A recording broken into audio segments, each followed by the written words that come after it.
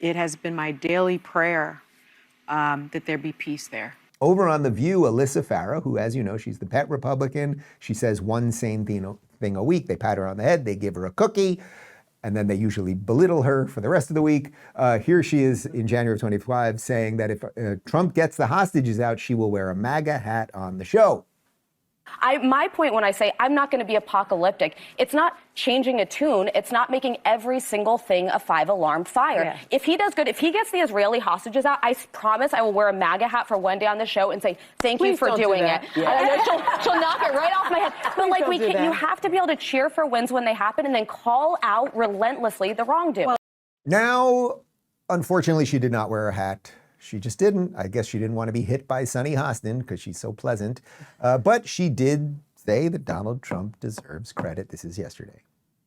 I think everyone should be able to celebrate it. And listen, whether you like Trump or not, I think Steve Witkoff and I think Jared Kushner do deserve credit for this deal. They actually personally met with Hamas. I used to be of the mind we don't negotiate with terrorists, but sometimes the only way to get peace is to sit down with some of the most evil people and try to come up with what we can do to end the bloodshed. So thank God, I pray that this peace holds.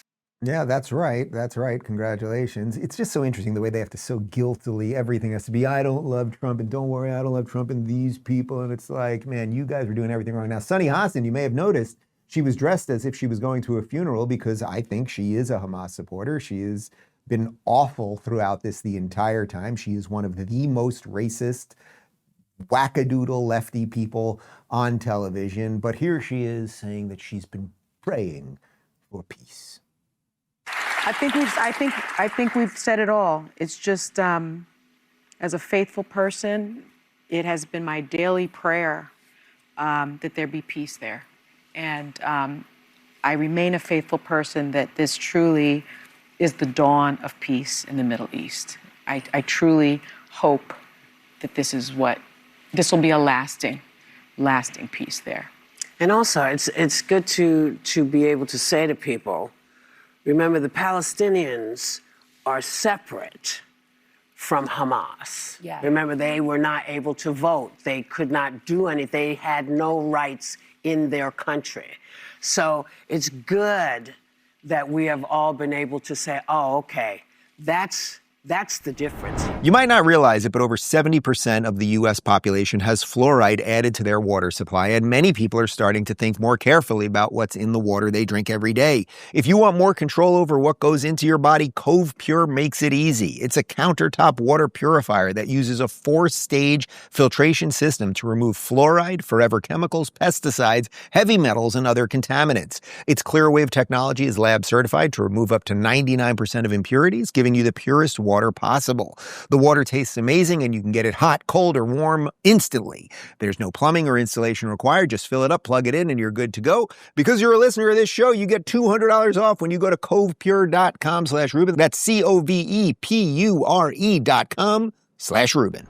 They're all so stupid. First off, Sonny, what you might want to recognize there, if you've been praying for peace, is that Donald Trump did everything against what you and Biden and all the people you love were pushing for. So peace, to whatever extent there is peace right now, is because Donald Trump did not listen to people like you. That's number one.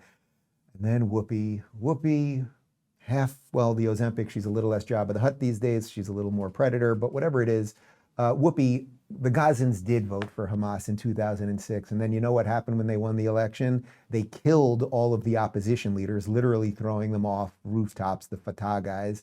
And then they have never had elections again in 19 years. Also, it was hundreds of regular Gazans who burst through that fence and worked with Hamas.